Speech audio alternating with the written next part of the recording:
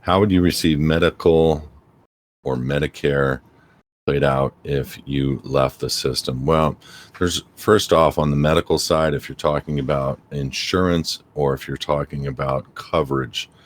Insurance is a word where these companies like the banks have the opportunity to submit for payment on anything from the BC through the Federal Reserve window to get paid on all elements of anything that you charge within their system.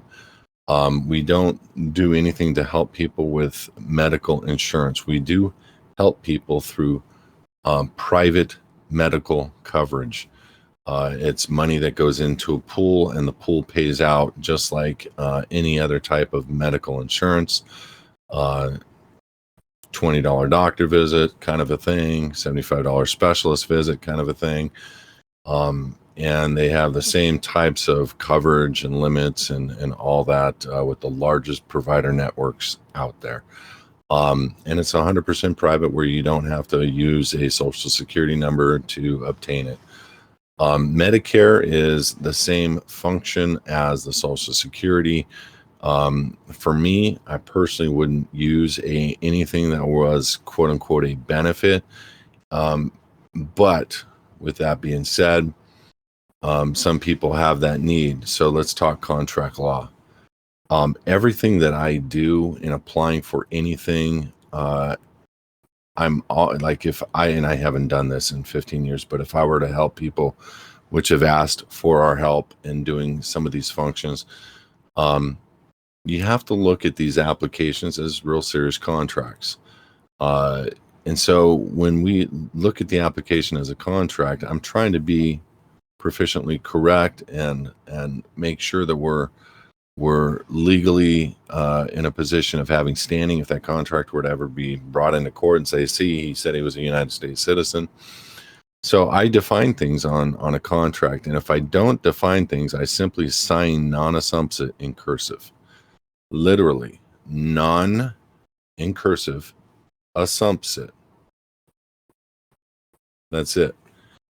He did not undertake. So when I say I sign, that means I autograph. When a judge were to ever look at that Medicare agreement, Medi-Cal agreement, whatever, and say, did you sign this saying you were a United States citizen? No, sir, I didn't.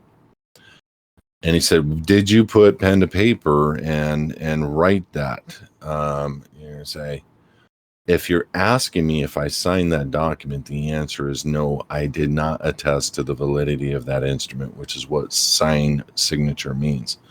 But if you're asking me if I put pen to paper and wrote the words non-assumpsit, I absolutely did.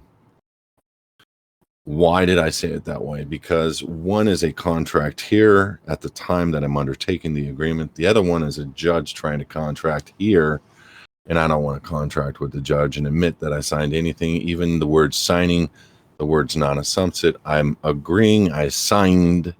Doesn't matter how, doesn't matter the shape or the form. If I agree I signed non-assumpsit, I agreed I signed. You understand? So I don't want to create a contract where I'm saying I signed anything. But if you're asking me if I put pen to paper and wrote the words non-assumpsit, which every judge knows what you would have done, then you would still be receiving the benefits that you're due, quote unquote, or that your registered organization is due. You're the beneficiary of what that registered organization is until they do something different over on top of the paperwork that you've already done with the Social Security Administration regarding that Social Security number.